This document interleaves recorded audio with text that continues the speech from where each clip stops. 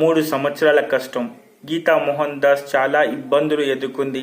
ఒకప్పుడు super star heroine అయినటువంటి Kannada super star Gita Mohan Das ప్రస్తుతానికి దర్శకురాలుగా మారి టాక్సిక్ దాదాపు 400 కోట్ల వ్యయంతో తీసినటువంటి ఒక raw entertainment movie and underworld backdrop movie Toxic. అయితే నయనతార, కియారా అద్వానీ అండ్ తారా సితారియా అండ్ రుక్మిణి వసంత్లతో పాటు యష్ని కూడా ఒక స్టైల్గా చూపించి ఒక ఎవరూ టచ్ చేయలేనటువంటి ఒక అండర్ వరల్డ్ బ్లాక్ మార్కెట్ని అద్భుతంగా చూపిస్తూ 1947లో ఉన్న కథని 2026లో హాలీవుడ్ రేంజ్లో టాక్సిక్ని తీయడంలో అందరూ అనుకున్నారు. అంటే ఒక ఉమెన్ డైరెక్టర్ ఇంత రా సబ్జెక్ట్ని తీసుకున్నప్పుడు అది ఎలా ఉంటుంది, దాన్ని ఎలా ఎగ్జిక్యూట్ చేస్తారు అని చాలామంది అనుకోవటం జరిగింది. అయితే ప్రీ రిలీజ్ ఈవెంట్లో కూడా ఇదే విషయాన్ని యశ్ చెప్పడం జరిగింది.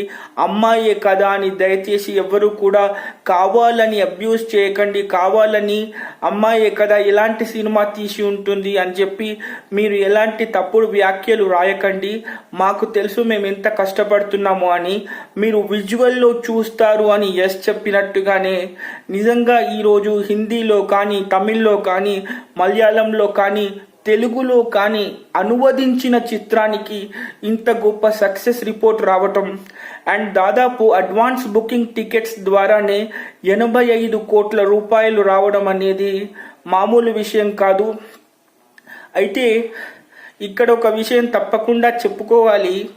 ఈ సినిమాకి సంబంధించి నిజంగా ఒక రా ఎంటర్టైన్మెంట్ అండ్ అద్భుతమైనటువంటి విజువల్ ఎఫెక్ట్స్, ఒక హాలీవుడ్ లాంటి ఒక సౌత్ ఇండియన్ మూవీని ఎంజాయ్ చేయాలంటే తప్పకుండా టాక్సిక్కి వెళ్ళి ఆ విజువల్ ఎక్స్పీరియన్స్ అనేది మనం తప్పకుండా చేసి తీరాలి.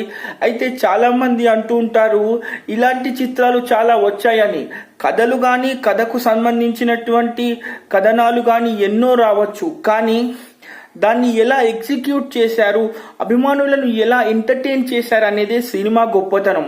సో కాబట్టి మీరు స్వంతగా తప్పకుండా వెళ్ళి ఏవో తప్పుడు రివ్యూలు చదివేసి ఎవరో ఏదో అన్నారు అని చెప్పి సోషల్ మీడియాలో చూసుకుని ఆ సందర్భంలో మీరు సినిమా బాగలేదట అని అనుకుంటే ఒక మంచి విజువల్ ట్రీట్ లాంటి ఒక హాలీవుడ్ సినిమాని తప్పకుండా మీరు మిస్ అవుతారు. ఈరోజు తప్పకుండా రిలీజ్ అయినటువంటి సినిమా టాక్సిక్ అన్ని భాషల్లో సక్సెస్ అయింది. ఈరోజు యశ్ కష్టం ఫలించింది. మీరు కూడా టాక్సిక్కి వెళ్ళండి, తప్పకుండా ఎంజాయ్ చేస్తారు. బాయ్.